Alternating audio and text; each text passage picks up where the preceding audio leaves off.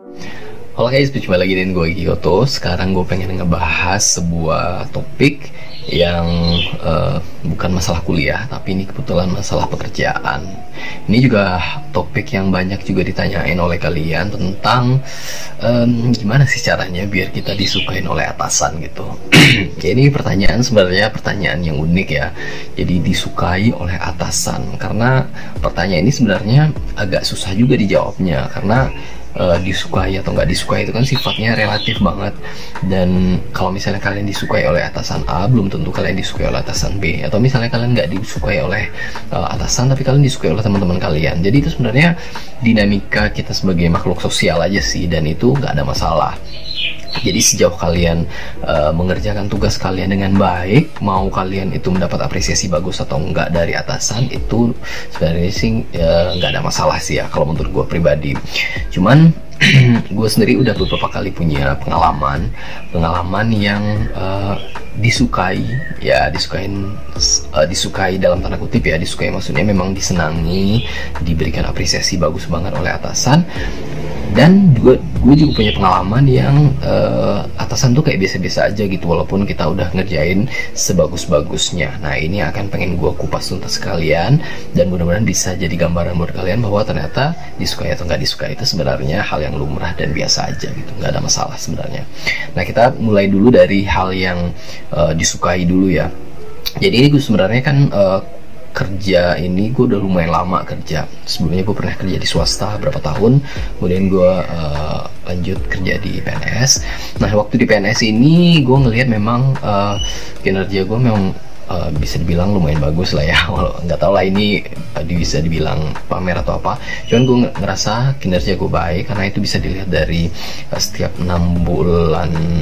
Setiap 6 bulan itu ada kayak review kinerja gitu dari atasan, dan itu gue puas banget sama hasil kinerja gue. Kemudian juga dari atasan itu juga apa ya, banyak hal gitu yang menunjukkan bahwa dia puas gitu dengan apa yang udah gue kerjain gitu. Nah, ternyata kalau misalnya gue lihat masalah kinerja, masalah gue sama orang lain, ternyata kinerja gue dengan orang lain itu juga nggak terlalu jauh banget bedanya gitu. Misalnya gue taruhlah misalnya atasan gue itu selalu mengapresiasi, kemudian apa-apanya ya udah lo aja deh yang ikut bareng gue misalnya kayak gitu. Sementara teman yang lain enggak gitu. Padahal kalau misalnya gue lihat kerjaan yang teman gue juga lumayan bagus kok, dan nggak jauh beda sama gue juga nggak outstanding gitu, biasa aja. Tapi kenapa sih akhirnya atasan tuh kayak lebih ngelihat spotlightnya itu lebih ke gue gitu, kayak gitulah kira-kira ya. Nah, jadi setelah yang gue lakukan apa ya, semacam bukan penelitian ya, tapi kayak pengamatan lah ya. Jadi pengamatan itu gue lihat ternyata atasan itu sangat suka dengan karyawan yang manut ya. Itu untuk tipikal di Indonesia, gue nggak tahu di tempat lain, tapi kalau di Indonesia secara umum lah ya, atasan tuh suka karyawan yang manut.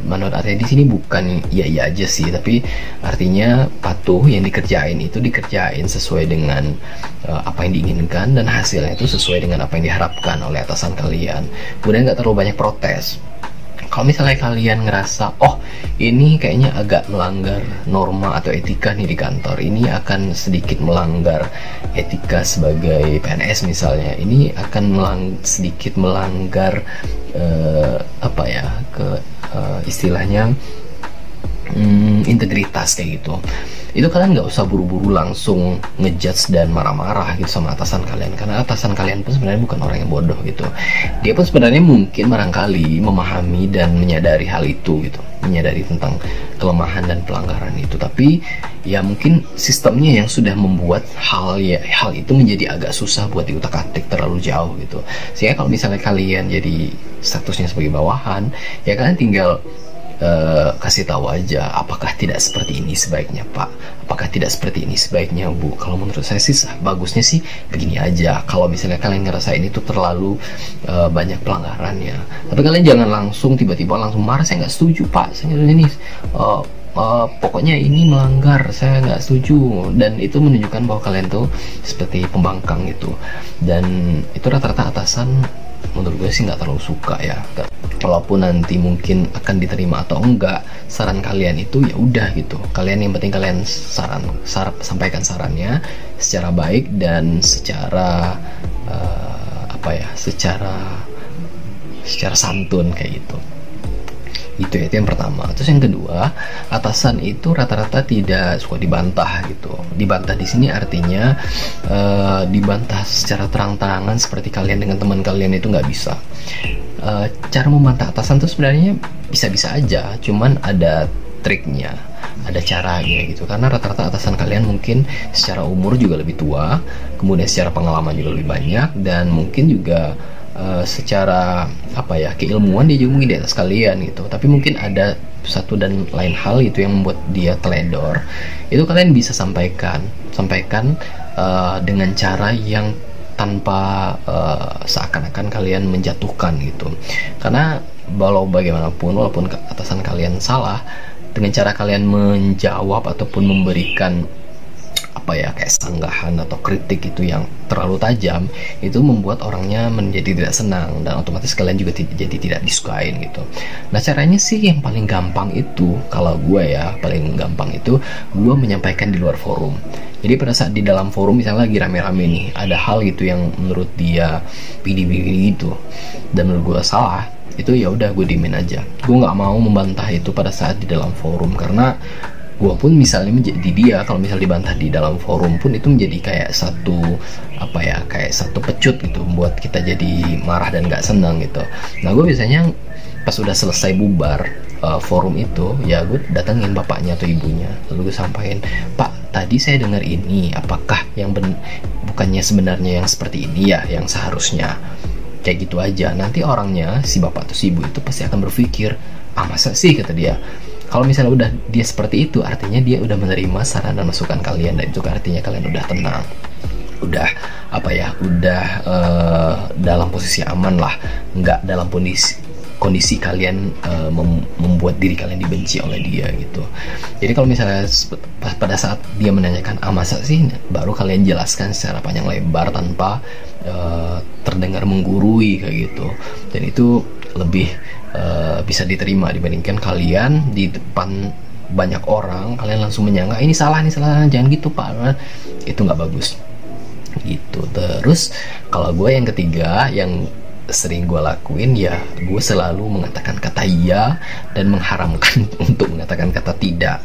Jadi sebenarnya itu lebih ke masalah psikologis atasan kita sih. Jadi kalau misalnya kalian ditanyain mau nggak ngerjain yang ini, gue selalu jawab mau. Bisa nggak ngerjain ini? Bisa.